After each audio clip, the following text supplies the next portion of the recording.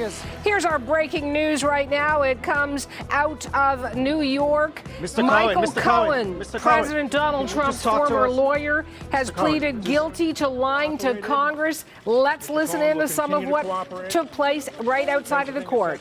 December 12th. Mr. Cohen, how are you feeling? Mr. Cohen, how are you feeling? Sir, do you want to say anything? Thank you very much.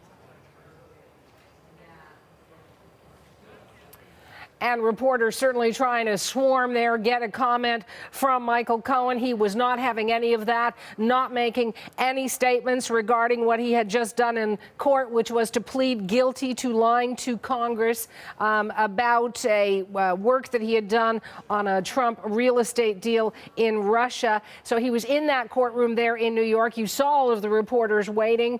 We have Lindsay Duncombe in Washington. She's been tracking this story as well. What more do you know about this plea that Cohen just made, Lindsay? Well, what Michael Cohen said he lied to Congress about was the pursuit of a real estate deal for the Trump organization. Previously, when Michael Cohen, in a closed session to Congress, had spoken about this, he said that that pursuit of Trump Tower Moscow was all wrapped up well before Donald Trump had secured the nomination for the Republican candidate for the presidency.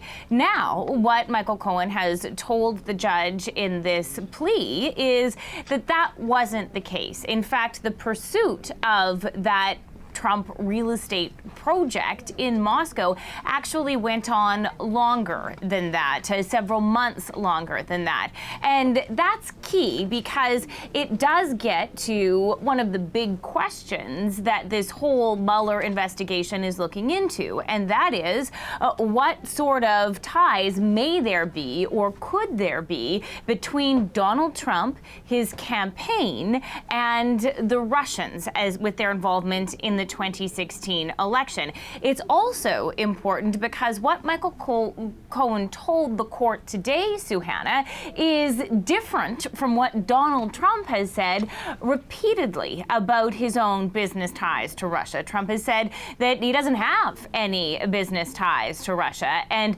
certainly this is presenting a different case. We have to look at the timing and the context of this here.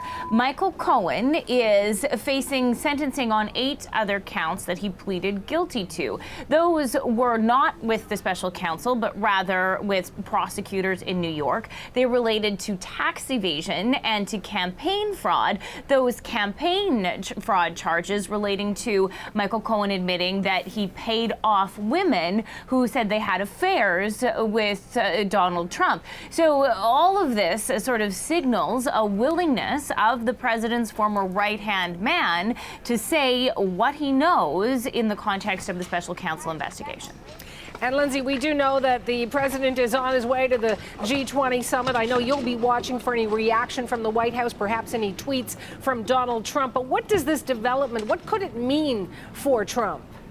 Well, we don't know all that Michael Cohen knows about Donald Trump. We know he was very close to him. We know this is the guy who said he would take a bullet for Donald Trump. And we also know he's changed his tune in that direction and has now said he has to act to protect himself and his family. We also don't know the extent to which he is cooperating with the special counsel because there does not, as far as I know at the moment, appear to be a formal cooperation agreement, but Michael Cohen has been coming here to Washington and speaking for hours and hours to the special counsel investigators, and certainly that information will inform their final report on the Russian involvement in the 2016 campaign.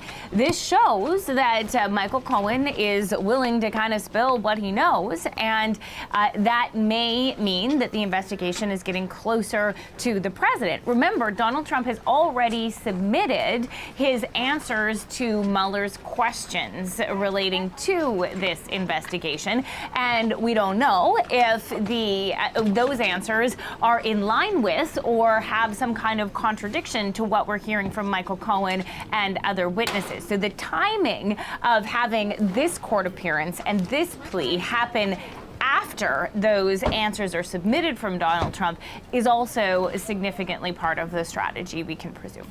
All right, we'll talk again. Thank you so much. CBC's Lindsay Duncombe. She is in Washington.